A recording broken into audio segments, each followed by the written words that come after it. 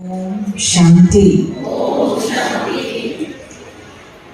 आप सब भाई बहनों को और विशेष रूप से हमारे आदरणीय भाई साहब श्री संजय कृष्ण जी को बहुत बहुत रशिया से नमस्कार।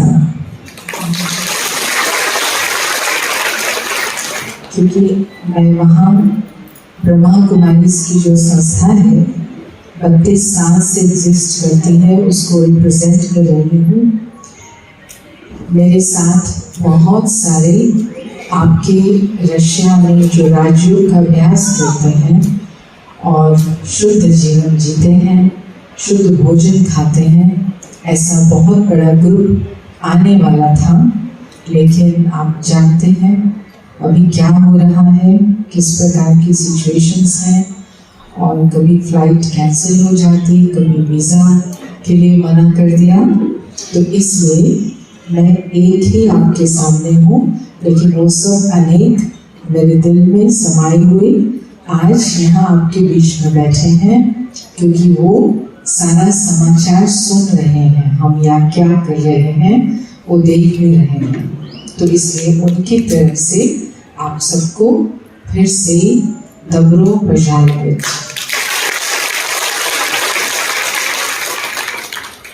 बत्तीस साल पहले जब ब्रह्मा कुमारी को निमंत्रण मिला था सोवियत एकेडमी ऑफ साइंसेस की तरफ से, ये जो स्पिरिचुअल विजडम है, ज्ञान है, उसको सिखाने के लिए, उस समय ये आस्था थी लोगों के मन में, ये समझ थी कि शायद ये देश वो है जहाँ भगवान का नाम लेना मना है और धर्म को ओपियम अफीम माना जाता है।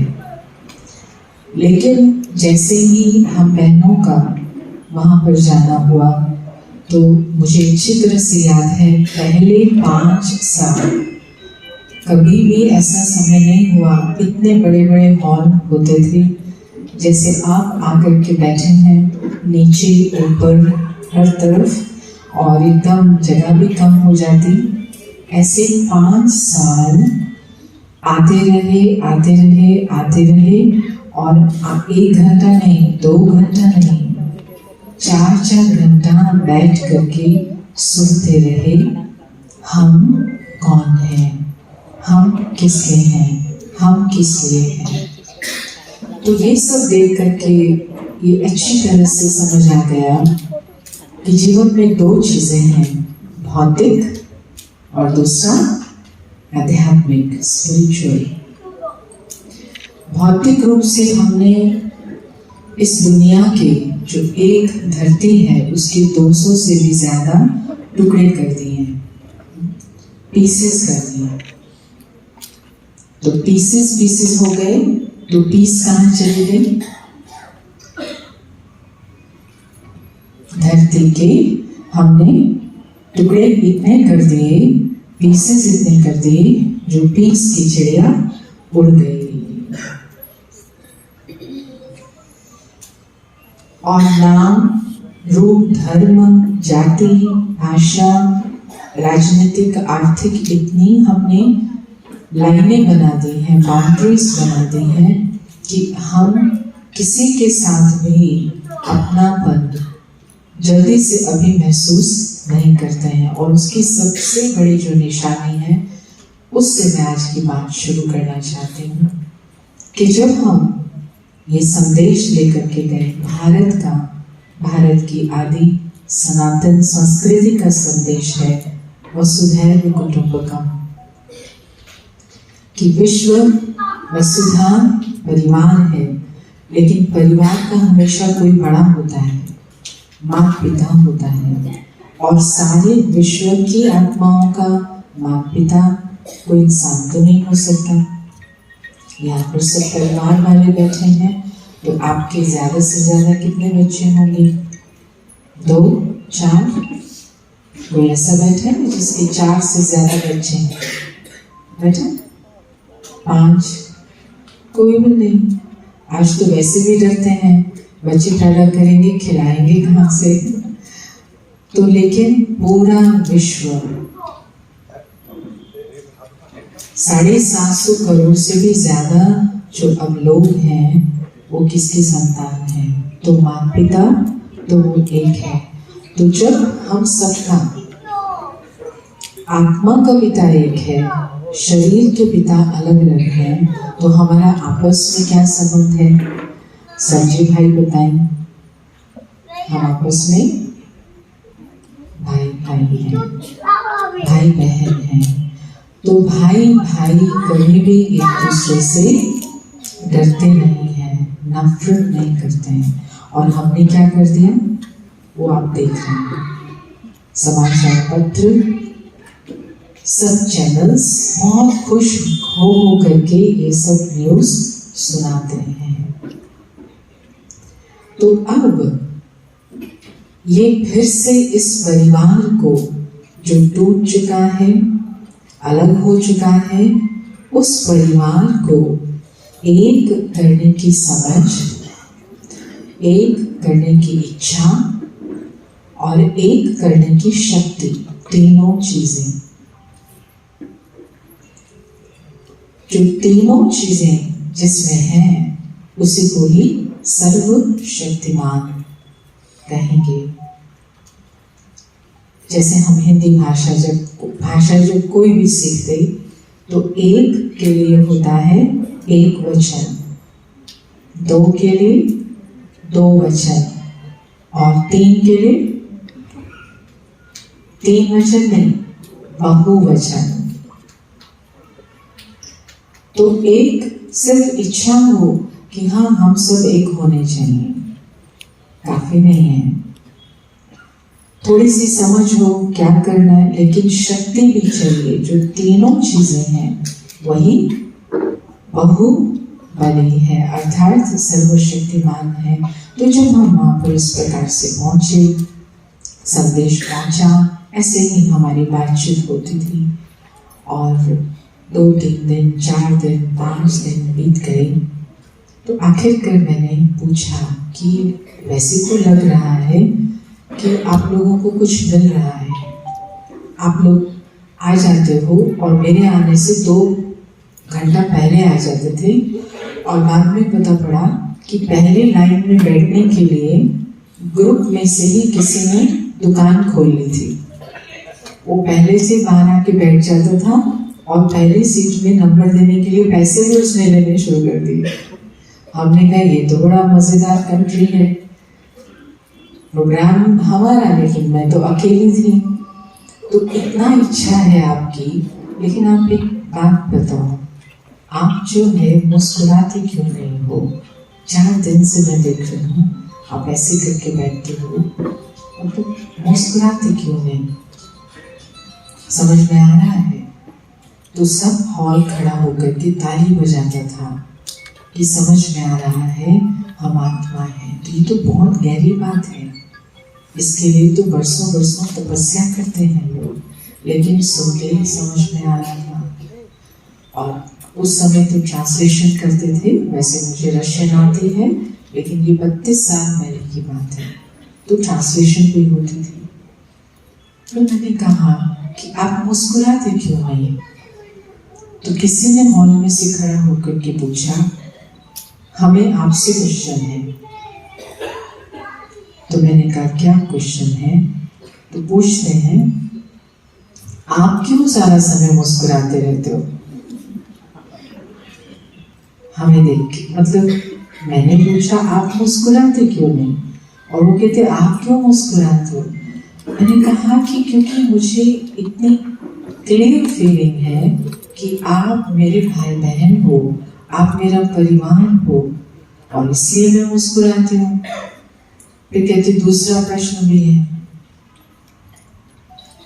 यहाँ आप रोज आते हो और फ्री ऑफ चार्ज सारी बातें सुनाते हो 4 घंटा, और खाली इतना नहीं है, फ्री ऑफ चार्ज आप हमको स्वीट्स भी खिलाते हो।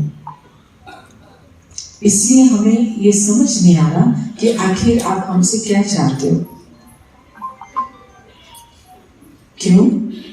मैंने कहा कि मुझे तो बचपन से ही माँ की गोदी से ही ये समझ मिली कि हम सब एक परिवार हैं, और एक दूसरे को स्नेह देना, ज्ञान देना, समझ देना, ये हमारा धर्म है, तो मैं इसलिए दे रही हूँ।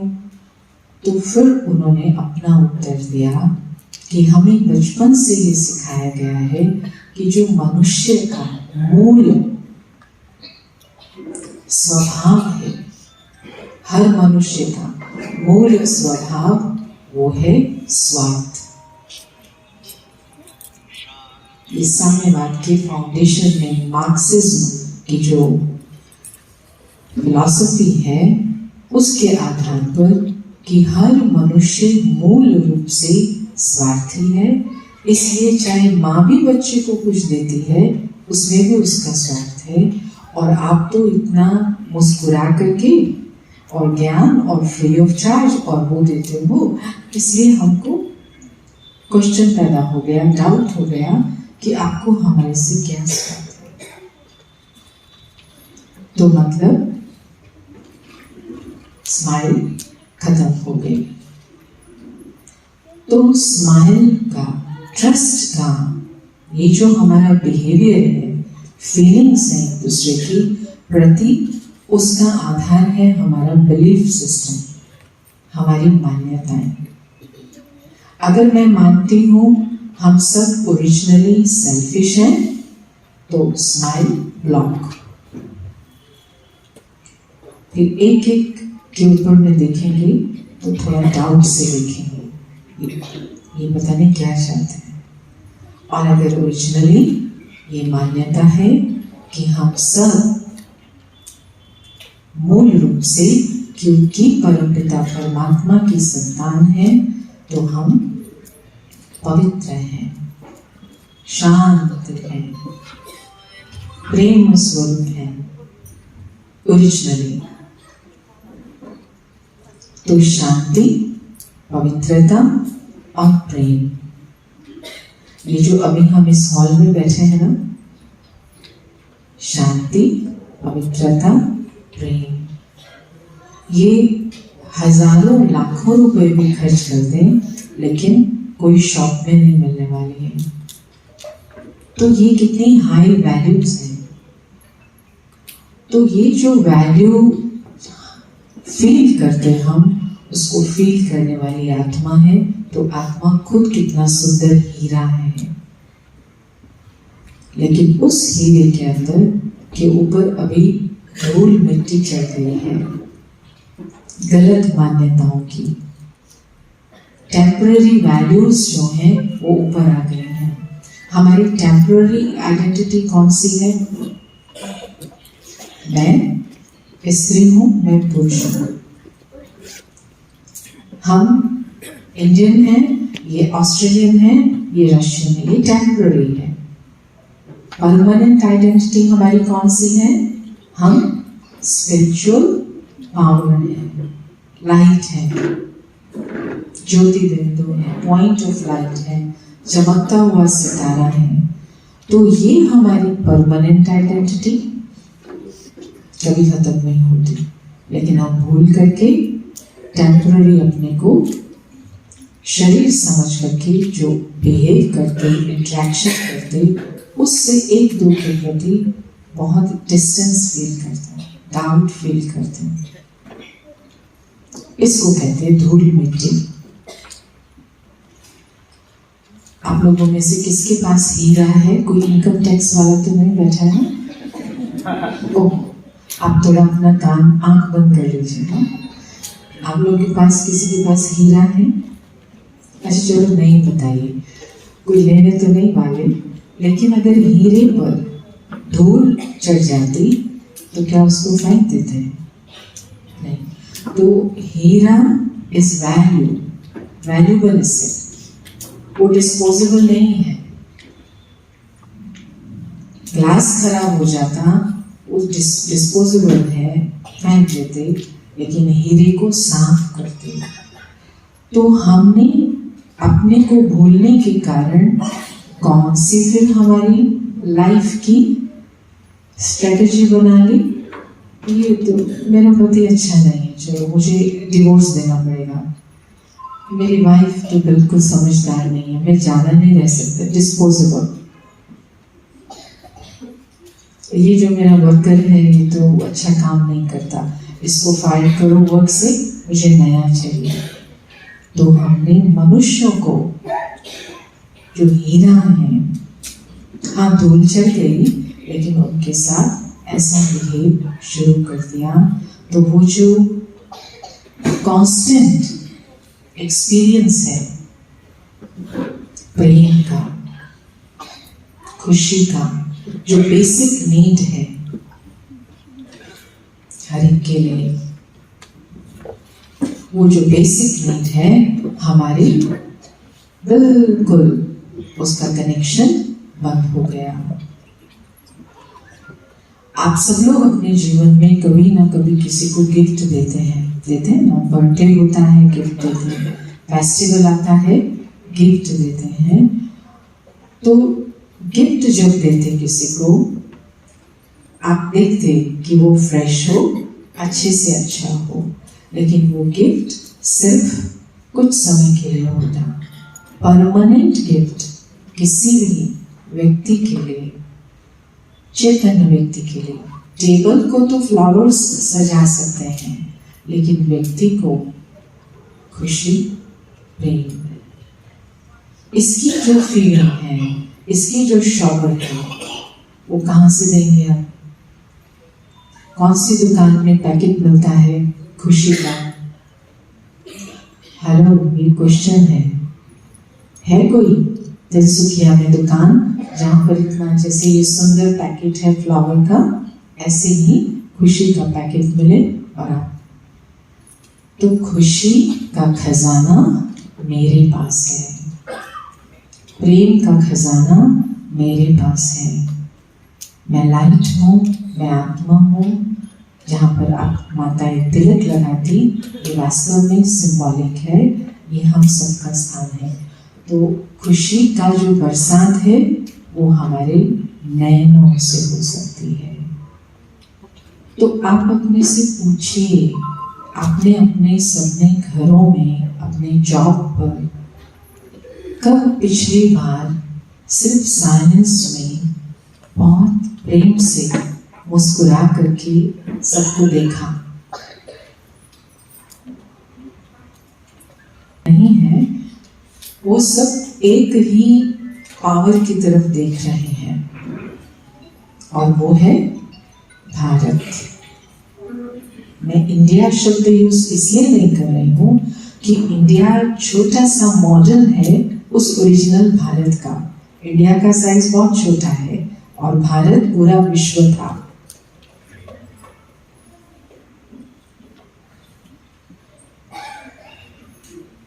लेकिन वो तब था जब हमारी पर्सनालिटी में परमात्मा की सारी, जिसको कहते गुण और संस्कार, वो प्रत्यक्ष रूप में थे। और उस समय हम एसएमईज या फिर डिलाइट्स या फिर बॉम्बे के रहने वाले ये नहीं कहलाते थे, तब हम देवी देवता कहलाते थे। तो ये देवी देवताओं की जो सृष्टि थी, आज तक भी मंदिरों में याद की जाती है, और पूरा विश्व इसके लिए भारत को देख रहा है। अपने इस 32 सालों की स्टे में रशिया और उसकी जो फॉर्मर सोवियत यूनियन कंट्रीज थी, मैंने वो देखा है जो मैं जानती थी, लेकिन जब वो देखा तो मन में आया कि जाना चाहिए इंडिया में और सबको इकट्ठा करके बताना चाहिए कि पूरा विश्व इंतजार कर रहा है हमारा। एयरपोर्ट पे किसी पहुंचते थे तो दिखाई पड़ता था सैकड़ों लोग वो खड़े हैं फूल लेकर के, तो सोचते थे कि जैसे आप जैसे मिनिस्टर आए होंगे फ्लाइट में, उनसे मिलने के लिए खड़े हैं। तो बाद में एयर होस्टेस बताती थी उन्होंने कभी भी इंडिया की नारी को नहीं देखा है, हमारे देश के लोगों ने। आज जब मालूम पड़ा कि कोई इंडिया की नारी आई है तो सब एयरपोर्ट पे इकट्ठे हो गए देखने के लिए वो इंडिया की नारी क्या होती है। क्योंकि वो फिल्मों में देखते थे, फिल्मों में देखते थे कि कितना भी दुखी हो, पैसे ना हो, लेकिन वो नारी जो है, माँ है, पत्नी है, त्याग करती है, क्षमा करती है और देर से बैठकर इंतजार करती है, खाना खिलाने के लिए खुद फटा हुआ डालती है, बच्चों को आगे बढ़ाती है। ये सब वो फिल्मों में देखते थे। तो हमने अपनी आंखों से देखा कि सारा हॉल रोते हुए बाहर निकलता था। क्यों? क्योंकि ऐसी नारियां तो है नहीं वहां पर। वॉर कल्चर जहां पर होगा वहां पर फैमिली कल्चर खत्म हो जाता है, क्योंकि फैमिली में भाई लोग तो मर गए, चले गए, वॉर में चले गए, बच्चे भी परिवार से अलग हो गए। तो वॉर की संस्कृति जहां पर इतना समय रहती है और वो फिर पारिवारिक संस्कृति की, भारत की जो फिल्में देखते थे तो रोते थे। और जब उनको मालूम पड़ा कि इंडिया की कोई नारी आ रही है तो देखने आते थे। और हम जब प्लेन से उतरते तो हमें लगता शायद पीछे कोई मिनिस्टर हम आगे साइड पे हो जाए, तो जिससे कि अपने फूल उनको दें, तो मालूम पड़ता था ये तो हमारे लिए आए हैं। तो क्या हम नारियां, हम माताएं, हम बहनें उस स्तर का, उस लेवल का चरित्र और चित्र बना रहे हैं? इसको आज वर्ल्ड में कहा जाता है सॉफ्ट पावर। तो भविष्य जो है वो सॉफ्ट पावर का है, प्रेम का है, शांति का है। अभी भले ही बहुत खराब हो रहा है दुनिया में, लेकिन भविष्य शांति का ही है, प्रेम का ही है। और वो आज किसके पास नहीं, लेकिन उसका जो सोर्स है वो है हमारा अपना पिता। तो राजयोगा मेडिटेशन की जो मैसेज है वो पूरे विश्व में बस यही सिंपल बात बताता है कि आप 365 दिन अगर खुश रहना चाहते हो, शांत रहना चाहते हो, 12 मास आनंदित रहना चाहते हो, तो रोज एक दिन सुबह उठ करके अपने को याद दिलाओ कि मैं एक शुद्ध आत्मा हूँ। और ये जो मेरा शरीर है, ये मेरा वस्त्र है, ड्रेस है, इससे मैं काम कर रहा हूँ, जॉब कर रहा हूँ, और कभी भी ये छूट सकता है। ठीक है ना? Yes no? ऐसा कोई है गैदरिंग में आज जिसका बर्थडे हो? आज जिसका बर्थडे हो, जन्मदिन है किसी का आज? किसका नवंबर मास में जन्मदिन है? नवंबर वाले बहुत है। अच्छा, कल किसका, कब है आपका? 29 को। अच्छा, बहुत अच्छी बात। तो आपको आज ही हम मुबारक दे दें आप सबकी तरफ से।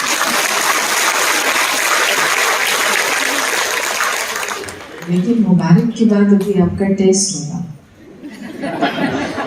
चाहे तो हम दूसरे को बुलाएं, लेकिन नहीं तो सबसे समझदार तो आप में अभी बैठे हैं। अच्छा, तो जन्मदिन माना आप आए थे, क्योंकि हम आते हैं ना माँ के गर्भ से, ये हमको छोटा सा शरीर मिलता है, फिर उसमें हमने खूब सारा खाना डाला और उसको इतना बड़ा कर दिया। लेकिन माँ ने बताया कि आप 29 नवंबर को आए थे, मैं 29 दिसंबर को आई थी, तो एक मास के तो अब आप लोग जो एंटर हुए, आए थे इस हॉल में, तो कोई 4 बजे आया, कोई 4:30 बजे आया। तो एंट्री हुई और अच्छी तरह से हम सबको मालूम था कि एग्जिट भी होगी। ऐसा है कोई आया पता नहीं कब जाऊंगा, ऐसा नहीं, पता था हम 6 बजे 5:30 बजे ही चले जाएंगे। अच्छा, अब आपसे प्रश्न है, आप 29 दिसंबर को आए थे, जाएंगे कब?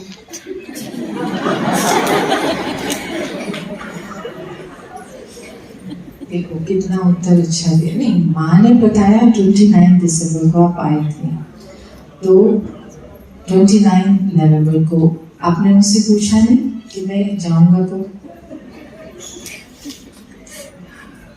Very nice. देखो, क्योंकि जब हमको बिगनिंग पॉइंट और एंड पॉइंट पता होता है तो हम ऑर्गेनाइज करते हैं, प्लानिंग करते हैं। तो ये शरीर एक गाड़ी है, रथ है, और आत्मा रथी है। आत्मा रथी के बिना ये रथ अरथी है।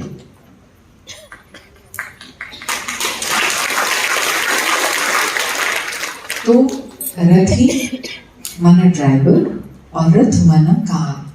कार हम चला रहे हैं, लेकिन कब तक चलानी, किस डायरेक्शन में चलानी, वो प्लानिंग हम नहीं कर सकते जब तक हमें वो सेकंड पॉइंट मालूम नहीं होता।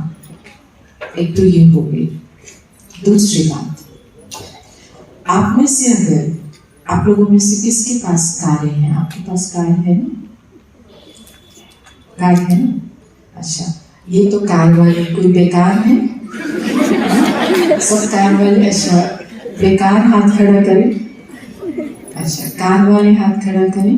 या कोई भी साधन है, जब आपने कार ली थी तो क्या आप कार को उठा के सीधा सड़क पर आ गए थे, या आपको पहले लाइसेंस बनवाना पड़ा था? सो कार के लिए आप अपने पैसे खर्च करते हो, लेकिन आपको अधिकार ड्राइविंग का तब मिलता है जब आप लर्निंग करते हो, सीखते हो और लाइसेंस लेते हो। माना कहाँ पर गियर लगाना है, कहाँ पर एक्सेलरेट करना है, कहाँ पर स्टॉप करना है, कहाँ लेफ्ट, कहाँ राइट, कौन सा मेन रोड है, रिंग रोड है, रेड लाइट है, ये सब नॉलेज। और हम इस गाड़ी में आए, यहाँ से अगर शुरू करें जहाँ पर आत्मा का स्थान है, आत्मा ही सोचने वाली है, आत्मा ही निर्णय करती।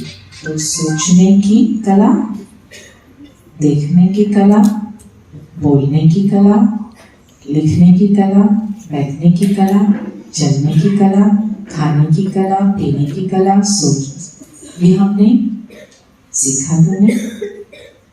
लाइसेंस तो है नहीं हमारे पास, जिसको जो आता है वैसे ही करना है, इसलिए एक्सीडेंट बहुत सारे हो जाते हैं। तो ये जो ज्ञान है, सत्य गीता ज्ञान, 16 कला संपूर्ण, वो यहाँ से लेकर के एड़ी तक, चोटी से लेकर एड़ी तक सब प्रकार के कर्मों को संपूर्ण रीति से करने की कला का ही ज्ञान है, राजयोग की विद्या, जो स्वयं परमपिता अपने बच्चों को, आत्माओं को देते हैं, और इस गाड़ी में हमारी पधरामणी होती है। अच्छा चलो, हमें पता नहीं, माँ भी नहीं बता सकती कब जाएंगे, लेकिन ऐसा कोई व्यक्ति है जिसको आप जानते हो इस दुनिया में आया हो, आज तक गया ही नहीं? ऐसा है कोई? जो आया वो गया, जो आया वो जाएगा, और मैं भी जाऊंगी, लेकिन हमें पता नहीं कि वो डेट कौन सी है। तो इसका मतलब मैं नहीं जाऊंगी कि जाऊंगी, इसका मतलब मैं कभी भी जा सकती हूँ, अभी अभी। और अगर मैं कभी भी जा सकती हूँ तो क्या मैं तैयार हूँ? क्या मेरी पॉकेट भरी हुई है? या हम गीत गाएंगे, हाँ जी हम तो इस दुनिया से खाली हाथ जाएंगे। मैं तो नहीं जाना चाहती खाली हाथ। ये तो बेकार की बात हो गई। गाड़ी चलाते रहे और जो ड्राइवर गाड़ी से नीचे उतरा पॉकेट खाली। मुझे तो ये फिलॉसफी अच्छी नहीं लगती। और अगर मैं ये समझती हूँ कि मुझे खाली हाथ नहीं जाना, भरी हुई पॉकेट के साथ जाना है, तो आप ये बताइए लेके क्या जाएंगे? तो अभी हमारा फाइनल क्वेश्चन है, कि आपके पास में कितनी ड्रेसेस हैं। एक नॉट सीक्रेट 15-20 गाड़ी है, जूते के सेट कितने हैं। आप तो जन्मदिन की बधाई मिली या फिर आपको 5-10 जूते तो सबके पास होते हैं, किसी ज्यादा भी होते हैं। अच्छा, आप ये कितने जूतों के सेट साथ में ले जाएंगे? ड्रेसेस कितने ले जाएंगे? मैं कहता हूँ मेरा घर, मेरी ड्रेसेस, मेरा पैन कार्ड, मेरी कार तो मेरी है, तो मेरे साथ जानी चाहिए कि नहीं? हेलो, मेरी है तो मेरे साथ जानी चाहिए कि नहीं? लेकिन जाती है तो मतलब मेरी नहीं है।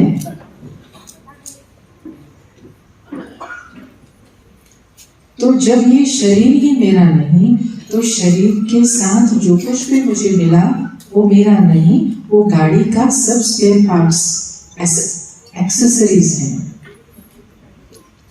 और गाड़ी को जहां रखते उसको गैरेज कहते। गैरेज थोड़ी ड्राइवर साथ ले जाएगा।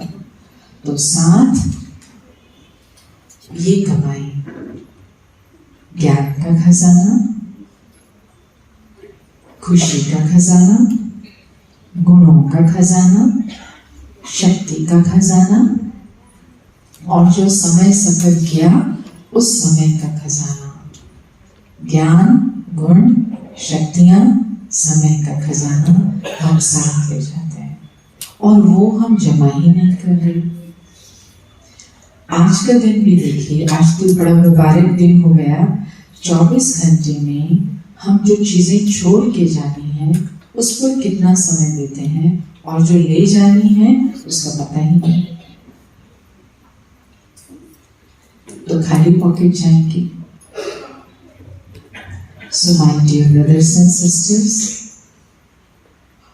शांति और खुशी ये मेरा खजाना है, मेरे पास है। और जहां भी खजाना होता है, मैं आत्मा शरीर में हूं, तो खजाना मेरे पास है। तो ये 5 खिड़कियां हैं, यहाँ से चोरी होता जा रहा है, खत्म होता जा रहा है। हम आंखों से बहुत सी ऐसी चीजें देखते हैं जिससे मेरी सारी शांति चोरी हो जाती है। कोई भी चैनल चला लो, शांति चोरी। किसी के घर में झांक के देख लो, खुशी की चोरी। तो ये 5 खिड़कियां हमने बिना गार्ड के रख दी हैं। क्या कोई समझदार खजाने को बिना गार्ड के रखता है? तो राजयोग माना मुझे सुबह से ही गार्ड ऑफ अटेंशन कि मेरी इन खिड़कियों के ऊपर मुझे ध्यान रखना है। यहाँ से ऐसा कुछ नहीं देखना जो मेरी शांति चली जाए, खुशी चली जाए। गार्ड ऑफ अटेंशन, इसको ही मेडिटेशन कहते हैं। और अगर कोई गार्ड नहीं होगा तो लूट जाएंगे, और लूट जाएंगे तो खाली हाथ जाएंगे। Choice is yours. Thank you so much.